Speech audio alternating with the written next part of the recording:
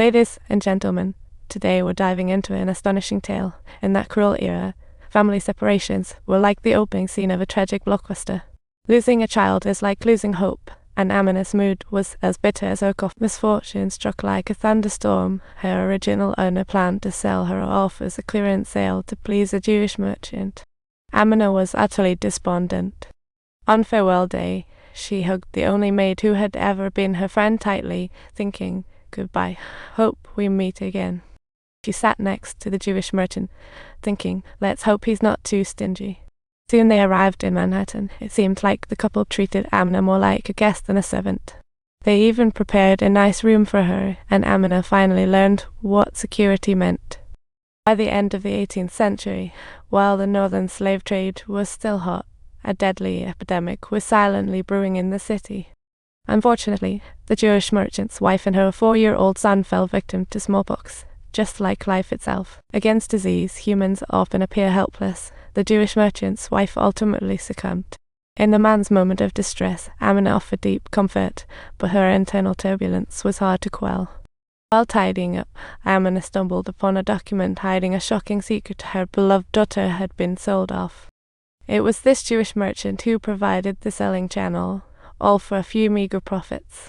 The seemingly kind master was actually a wolf in sheep's clothing, while the Jewish merchant argued for himself. "I just wanted you both to have a second chance, and instead of thanks, I get blamed." Amina was furious. The man, in anger, slapped her. Talk about low blows. This time, Amina decided not to take it lying down and struck back, vowing to escape, just to live for herself. And just then, gunfire erupted ahead. The winds of the Independence War were rising. Amina seized the chance and fled to a black community seeking freedom, earning respect by working in production. She made some new friends, and surprisingly, the first innkeeper was black and admired her. One night, she reunited with her long-lost husband, who had endured a lot to reach her. With this fateful encounter, the night was filled with warmth, but life remained elusive. Remembering their sole child, oh, what a painful memory. But alas, the husband didn't believe the Jewish merchant's words, and was still trapped in endless sorrow. A few months later, the British-American War intensified, forcing NYC blacks to make tough choices. The British began to change their attitude towards blacks, wishing to enlist runaway slaves to aid them. They promised freedom and land to any black person who would join the fight. Now that's a tempting deal. People flocked to answer the call, donning red coats to fight for the British. Amina was recruited by a local knight through the innkeeper to help register black soldiers. She helped log names of loyalists into a book called the Book of Blacks. This book recorded former slaves who had been freed, capturing their hopes and despairs. Yeah, even with many blacks joining the fight, the British lost months later. So everyone rushed to leave New York for refuge in Canada. The plan didn't sound so bad. But lo and behold, just as Amina and her husband were about to board, the law intervened. Since Amina was a runaway slave, her former owner was hot on her trail. What a stroke of bad luck. Though a British officer tried to help, the defeated side had no way out. Ultimately, Amina was captured, and her husband was left to flee alone. It was pure tragedy. Amina was thrown into a dark jail, and the innkeeper came to see her. What a heart-wrenching sight.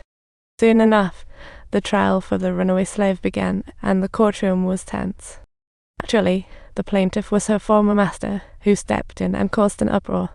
Under his wicked gaze, Amina felt sheer dread. This moment would haunt her forever. He handed the judge a purchase receipt, falsely claiming to have lent her to a Jew, not realizing Amina had escaped north. Faced with the judge's questions, Amina knew she was the merchant's property but had no proof. Just then, the situation took a turn for the worse, and the innkeeper stood up, asking the judge for a 2-hour delay. "Just give me 2 hours, and I can sort this out." The judge surprisingly obliged. Amina was sent back to jail, filled with hope that her friends would find evidence to save her. The white master, despite his phony kindness, still tried to charm her with lies. But Amina had already buried the scars deep within. She wouldn't fall for it easily. 2 hours flew by, and the innkeeper hadn't arrived. Just before the verdict, that man showed up again. This time the Jewish merchant came to court, and it was truly the last moment. Don't forget to subscribe to my channel.